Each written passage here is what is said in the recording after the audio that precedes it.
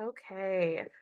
Hi, Christina. Thank you so much for joining me for the Asian Wonder Woman Solopreneur series that is spotlighting solopreneurs. My name's Ali Dunbar, and we're super excited to speak with you today. But before we dive in, would you mind telling us a little bit about yourself?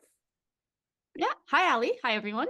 My name is Christina. And so I, like you said, am a solopreneur. I have my own digital studio that I do design work for a bunch of clients. And I also, like when I'm not in my studio working, I play a lot of badminton and curling. So if you don't know what curling is, it's really quickly a winter sport. Basically, you're throwing rocks at like this big circle thing that we call the house.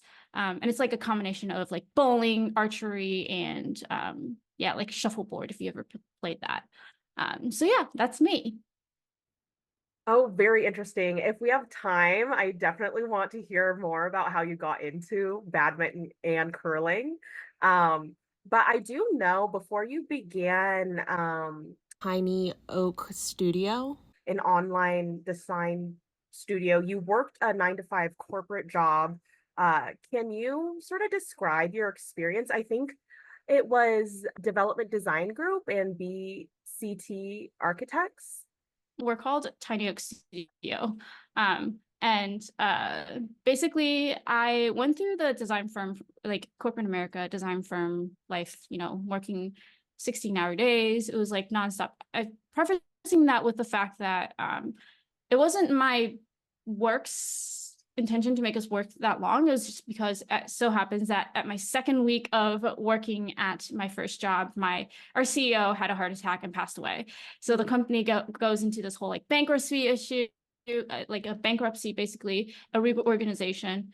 There's like a lot of like drama. Like literally, I feel like I was living in a Netflix series of some sort.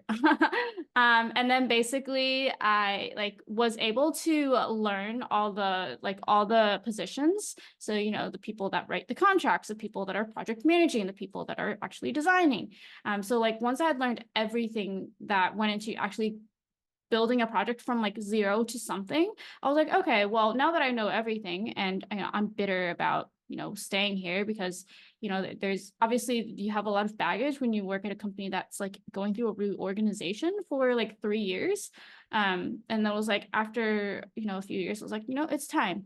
I did have a good friend who was like really instrumental in this whole process of like, she pushed me. She was like, you already know how to do all this. You can totally pull off being a solopreneur. Go ahead and like research how to do this and then like yeah, get into it. And so there was that transition period of me like figuring out how to like freelance on the side and then going to school and just like finding a transition point into becoming a solopreneur.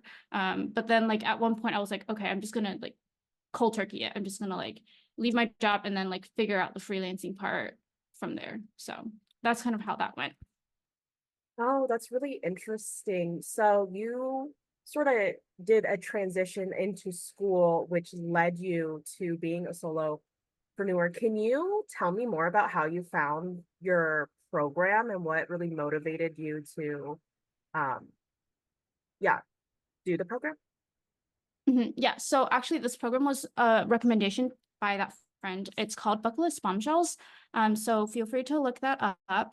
And basically they like split up like being a digital nomad into like two tracks. One track was like how to actually make money. So that was like the business part. And then the other track is like how to travel and enjoy your life while you're digital nomading. But I think a lot of us who actually have done this now know that it's really hard to find that balance of like working and then like going on weekend escapades. So it's just like now I think we're at this age where we're like slow matting and it's like, okay, I'm at home base and then I work really hard and then whenever I can, I would go to places to kind of relax. Or in my case, now I've turned that part into exercise or, going to different locations to play curling. So that's like my digital nomading part.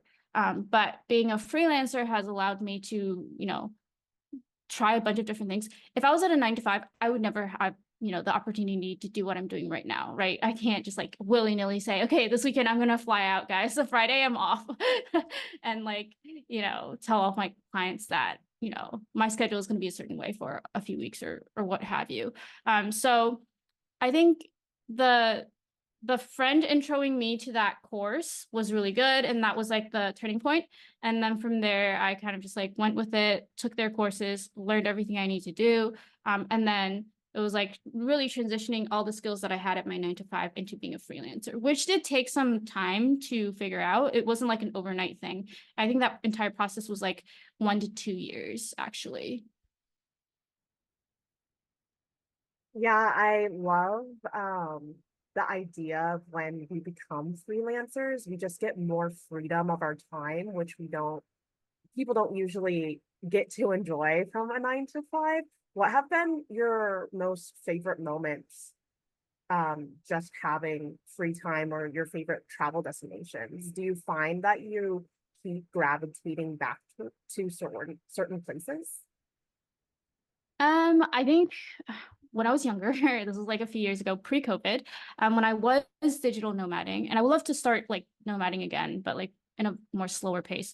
But I think when I was nomading, it didn't matter where I went. I think I was most happy when I was able to meet people who were living kind of the same lifestyle as I was, that figured out you really don't need to be stuck at a 9 to 5 to be happy. And they kind of opened up my world of like, there's a lot of ways to make money online and have really a life that you want. I think that was like a really cool realization. I was like, oh, it's 9 to 5 is really stable. It's cool. Like everyone, that's like the expectation like we all had by, you know, society standards. But there's a lot of ways to make money. And if you can figure out a way to sustain your lifestyle, that's totally fine. And so that was kind of like the kind of the realization. And then I was like, okay, well, in that case, the spots that I really like going were like Mexico, Indonesia, and Barcelona. I think all of those places I really loved because I had a community of people who were like-minded. They were going through the same thing. And it was like, you just get each other. Like we work the weekends, but then we can have like Monday and Tuesday off or something like that. Like conversations like this come up, and it's because like we're like going against the grain of what like society has taught us. And so that like anywhere where I can meet those people, truly I'm happy. So like there's not really a destination, but I generally try and seek out digital nomad hubs, or like places where there's like co-working space and they like run community events, and where I can like meet people and like really challenge my mind, my like beliefs and mindset. Yeah, how did you get connected with those digital nomad hubs when you first began? Were there certain groups that you sought out, or was it just word of mouth? Yeah, that's a really good question. So I would honestly, when I go to a place, I would find like Facebook groups of that city. It'd be like blah blah blah digital nomads. And I would start to research, okay, housing and like what's it like living there? What's the transportation? Can I get a bike? Do I like take the metro? Is it English friendly? I mean, I speak Chinese and English and some Spanish, so like I'm pretty okay in certain areas. And so I feel like, yeah, I would like research like a checklist of like, if I were to like be here and survive for 2 weeks, can I do this? And then the Facebook groups would be, oops, sorry. But the Facebook groups would be great resources to meet people and learn about the co-working space. But then when I hit the ground, like when I actually touch ground and am in that city, I'll go around and like visit the working spaces. So I actually have a checklist of all the spaces that I went to in Barcelona, right? And then as I do these, I'll ask them about their community events and like what have they done to like support the communities, and to see if I really like the communities that they have like built around their co-working space. And then I found one that I really love. And so then I stuck with that one. And that's how I was able to meet a lot of people. So that was like Barcelona. And then in Mexico, kind of the same thing, but I was staying at that time was like a party hostel thing. But they have like a pool. It's like it's just like a really nice vibe, a really tropical vibe. It's called Selena. And I don't know where they are now, but like that was like a really good place to meet people. And they would do these like group dinners. So they would like come around with the board and be like, hey, would you like to join us for dinner? And they would like introduce you to a bunch of people. And that's how I met like clients, friends, and like long lasting digital nomad friends. And like yeah, those are like the two major ways I have been able to find those communities. Oh, that's very interesting. And you did speak about clients, and that was a question I did have in terms of how did you navigate the world of finding your own clients? And because you've had your business for a while, do you find yourself being able to discern what projects you're taking on now compared to when you first started? Yeah, that's a really good question. So for clients, at first it was like face to face, right? When you start to meet people, and you show them what you do and you kind of share with them like your expertise, they're more inclined to trust you versus if they just like met you online. So, you know, I was able to land a client in Mexico and I'm still working with them. They're great. I love them. And yeah, so like that's one way. The other way, which is like the more non-scalable way, is like going to Facebook groups and answering a lot of questions that is within your expertise to get people to trust you and then come to you to give you the project opportunity. That was like phase one of like my solopreneur kind of marketing efforts, I would say. And then phase two, which is where I am right now, is like I am in a place where I'm like, okay, that's really tiring because you're like constantly answering questions and you're like scouting out questions, right? So now I'm doing what we call inbound marketing, which is creating videos. So if you go to my YouTube channel for my business, it's Tiny Oak Studio. It's like a YouTube channel and it's Tiny Oak Studio. I have an Instagram that also has really short reels that are informative. And I'm teaching a client what I learned or any like little tricks that I do when I'm building a project of some sort. But basically this starts like pulling in people. So I don't have to keep going out and finding new leads. The leads come to me. And so that was like a nice transition point. And then the third part that I'm working on right now is a movement called Build in Public, because I feel like I still enjoy and love working with my clients, but I do want to think about the future of my own business, my own studio, my lifestyle. And if I want to do what I want to do, then I need to create potentially products of my own that, you know, is housed under my business. So now I'm doing what we call Build in Public. And that's like a movement where you share every single step as you build your project on something like Twitter or Facebook or LinkedIn. And basically, you're attracting people who can be excited about your project or people who are actually interested in using your project. So that's kind of where I am at right now. But that is still also another beast that I'm still trying to figure out. Yeah, you mentioned when you're speaking with clients or trying to help inform people what your business is about and your expertise, you mentioned tricks that you have when starting a project. Do you have any go-to tricks or any hot tips that you would like to spill? Okay, so I think the question is like, is there any like specific, well, actually I do have one like rule that I follow. And so basically it's like every time, like obviously we're like learning on the job, right? And you're constantly like looking up things. And I usually say like my business is built on the foundation of like my ability to Google basically and like learn new things and tricks like.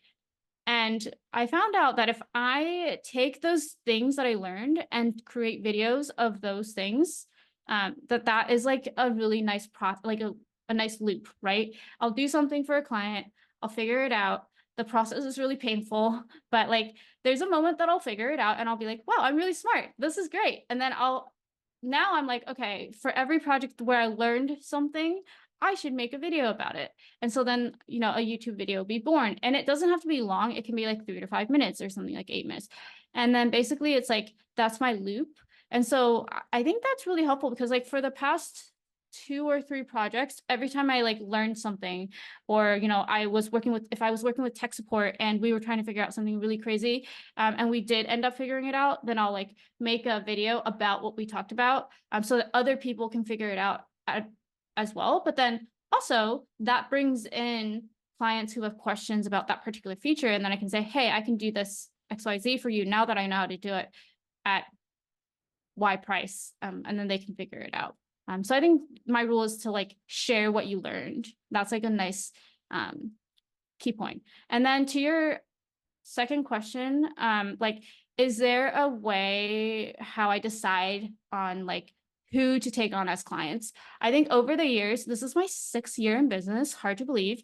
I think in the first 3 or 4 years, you're still learning about yourself, how you work, how you run a business as like the boss man of your own business.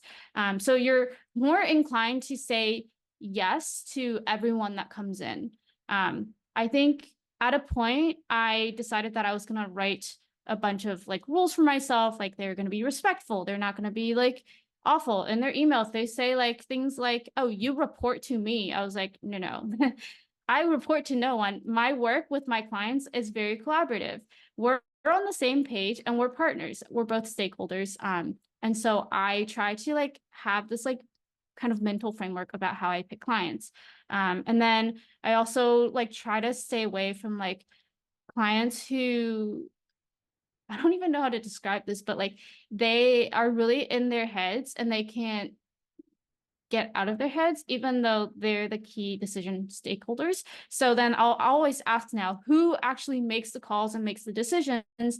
We need to get those people aligned first. And then that should be like who I am working with. So like now I have these little like rules that I stick to. And then, that whole like social media red flag, green flag thing. I like, as soon as I have a red flag, I'm like, we probably need to like really look at this. Now, if the red flag is not like a big red flag, it's just like something, but I can work with it, then I'll be like, okay, I can work with this client. If it's like a massive thing where I think it's like the lack of their character as a person, then I'll be like, okay, we probably should not work together. And I have used these rules to let go of clients that at the end of the day, I feel like it's like me working on their project is not adding value. And so then it's just like a waste of everybody's time.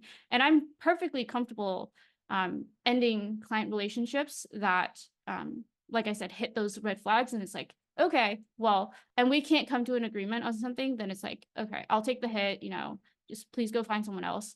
And then, that's that. But like, at this point, I feel like I definitely prioritize mental health, inner peace, like everything should be just like, I'm not saying everything should be easy for you because like nothing should ever come easy to you, but like it should not make you lose sleep. Your work should be like challenging. It should bother you a little bit because you're learning new things and you're going into the unknown, but it shouldn't bother you so much that you are losing sleep continuously over some sort of issue. And if it does, you need to find whoever the stakeholder is and like get them to come in and like have a really like true heart-to-heart discussion on that. So I hope that answers your question about like how I kind of figure out who I take on.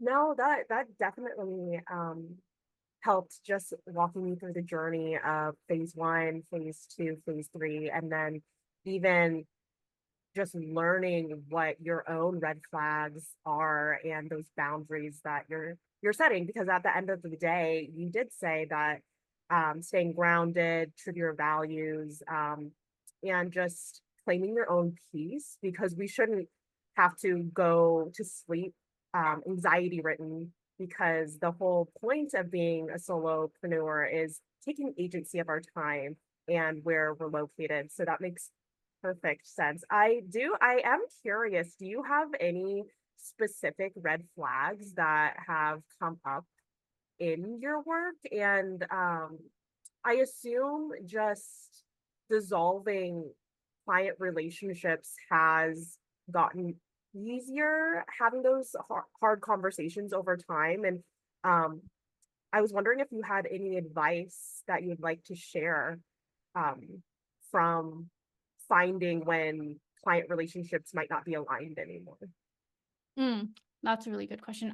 For red flags, I would just say, if like a lot of our job as designers and as like solopreneurs and working with clients, a lot of our job lies in managing client expectations, right? So you need to let them know, like, you're going to work with me. This is what the process is. This is what it's going to be like. And we need to be on the same page.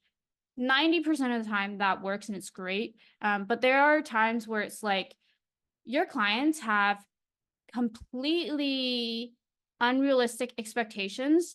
And it's like, you know, that triangle, it's like budget, quality, and then speed.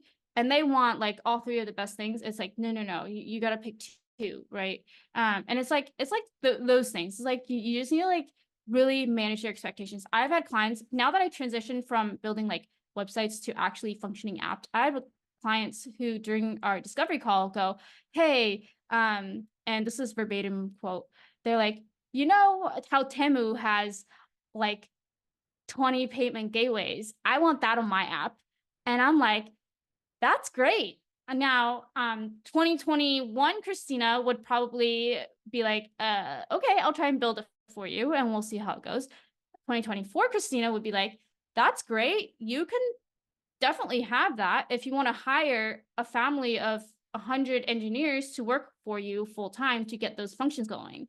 You know, I like now I'm like really able to like set this reality to them, and then they'll go, oh yeah, you're right, that's why we're having this conversation. You know, I'm not running a $1 billion online shopping platform. I'm running this small app that probably just needs like one payment gateway that works well for 80% of my users. You know, something like that. Like I'm able to call people out, but in a very nice professional way. Like we need to like check your expectation and make sure we're on the same page. And that's what I mean. It's like they just don't know what they're talking about. And when you're like very fresh and young, you don't know how to tell people that. But I'm at this place where I'm like, yeah, you can definitely have anything you want. It's just like, do you have the resources for that? And that's when they'll like take a step back and realize, oh, okay, yeah, you're right. I don't need all of that.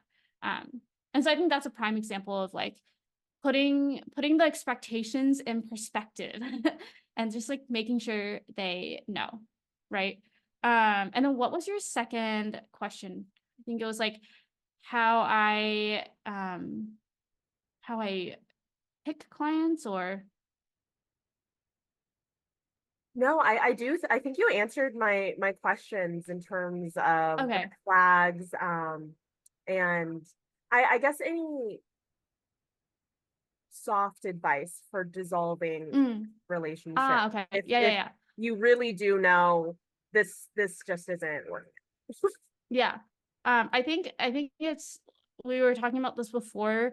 It's like really having your non-negotiables and your boundaries. If you feel like your boundaries are being pushed and it's not in a healthy way, and if the non-negotiables are challenged, then you need to really take a hard look at it. And then how do I dissolve those client relationships is like, first, usually all of the people that I signed on, like the higher up peoples, like we're on the same page. So, okay, here's another thing, quick pro tip as like a solopreneur. You are both the boss and you are like the worker. So I can say, hey, so-and-so client, and they're like the owner of the company. I'll be like, I need to speak to you as the boss of TinyX Studio and you as the boss of X, Y, and Z company. And then it's like, this is a different perspective, right? Whereas, oh, I'm working now with your team, so I'm plugged into your team, but you know, then I can be like on the same level as them. But like whenever I need to pull out my CEO card, like we need to talk. This is like when you can use that kind of identity as a business owner, right? To have that conversation. So that's how I usually diffuse. And then I think it's worked really well. Basically, I have a good relationship with like the people that are actually, you know, key decision makers. So whenever there's an issue down the chain, I can kind of work my way up and like resolve it and then have alignment. And then we can go ahead and kind of go from there. Yeah. That makes a lot of sense. You have the expectations, knowing your stakeholders, and just having those non-negotiables for yourself. Uh, I am curious, being multilingual, has it helped you in your solopreneur journey and moving around to different areas? Yes, actually. I think I digital nomaded in Mexico and Barcelona. And so I was able to speak Spanish, and it's like broken Spanish, but I was able to like communicate, right? Whereas last year I went to Korea, South Korea, and I was like, oh, this is a great place to digital nomad because like everything is cheap. I just love the vibe of a lot of the little neighborhoods. I was like, I could totally like be here and digital nomad here. But then I realized like there's a language barrier, and um they don't speak English. And so it's like I need to figure out how to, learn the language, learn some survival keywords, and then like get around. But luckily there's like a lot of expats that live there. So it's like it should be okay if you kind of find your group. But I think yes. So having like that language is so helpful. Like I think I remember being in Korea and was like, this is the first time I've traveled to a country where I cannot speak the language. So it's like really difficult to adjust. But like anywhere else, if I can even say like 10 sentences in that language, I feel like I could totally like navigate that space. Yeah, and on the topic of digital nomading and finding these Facebook groups, when did you find Asian Wonder Woman? Okay, that's a really good story. So I actually was when I first, so COVID happened and I came back to Taiwan, and I was working in Taipei for like a year and a half, working in like the startup scene. And I really love Taipei. I really love the people there. I love the community that I got to know. And this girl called um Jessie Shu, she worked at a VC. And so like we would always be like meeting up at major events. And then she introduced me to Asian Wonder Woman. She was like, hey, there's this group that I feel like you should get to know because you digital nomad. And she also wanted to digital nomad as well. So she like introduced me to this group. And I think it was Emily that added me. And then there was 2 years ago. Yeah. Um, Kelly ran a hot pot dinner, and that's where I really got to meet the people in Taipei. And I was like, that's great. And I was like, I think that's when I was like, this is my group. This is where I started to like make connections with all the girls and like got to know them. So if I have an opening and I'm available, I would definitely even like make the trip up to Taipei, because I technically live in Hsinchu, which is like an hour outside of the city. So I have to take the train up. But I feel like because it's so nice getting to meet up with everyone and catch up, that, I'll definitely hands down do it for sure. Yeah, I love that because I also discovered Asian Wonder Woman through a friend who recommended me. I've not had a chance to meet people in person, but I've been a part of other communities, and I just know how formative, or how it just really Mhm. makes a lot of different things once you can meet people in person. So a hot pot meetup sounds like the perfect way to meet the community. I know we are running out of time. Um, my last question is, if you could have a superpower that would make your entrepreneur life easier, what would it be and how would you use it? And what was the last one? How would it, What would it be and how would you use it? what would it be if I had a superpower as a solopreneur? What would it be and how would I use it?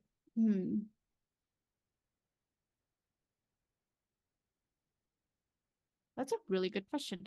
Um, if I had a superpower as a solopreneur, I want to say is the ability to read my clients or target users' inner thoughts. Because then I can take that information and, add it into the design, make sure the product works for them. And like people don't always say what they think. And I think like we need to like be able, it's hard to articulate what your real thoughts are unless you're like really good at articulating them. And so like it's so much easier to like get into people's heads and like understand. So yeah, I think that's how I would use it. And then like, yeah, once I know what they're thinking, I can be like, oh, so you want this. And then actually that would take a huge chunk of my design process out and make it a lot, you know, more fast it just like make it faster. Cause I go through an exact kind of process where I try to get into their heads, right? I'm like, answer this questionnaire, do this like visual exercise for me. Like, and then throughout this entire like 6-week process, I'm like getting in their head, I'm figuring out what they like, what they don't like, and then I can actually do something about it. But like if I had the ability to kind of just get into their heads and like read it, I'll be like, boom, here, done. And then they'll be like, oh, this is exactly what I was thinking. And then I'm like, great, let's move on. So yeah, I think that would be how I would use it. And then yeah, quick shout out to Emily Feng for like running the AWW group. In our previous question, you're like, you would love to meet the people. I think if you ever get a chance to have like even a meetup with one person from that Facebook group, it's so nice because you just vibe with that person. And I think Emily has done such a great job curating the community. So shout out to Emily. And yeah, definitely if you ever get a chance, even one person is great. Yeah, I love the idea of having mind reading superpowers, especially within the design process, because you would skip so many steps. So that definitely resonates. Thank you so much, Christina, for taking the time because I know it's really early there. If you are interested in learning more about the Asian Wonder Woman Business Collective, you can sign up on our website at asianwonderwoman.com. We have an ongoing application process and we welcome women from all over the world, part of the Asian diaspora, to partake in our business community. This private group has monthly masterminds, remote working sessions, networking, and access to exclusive events. But besides that, thanks so much for tuning in, and we'll see you in the next episode. Bye. Thanks everyone. Bye.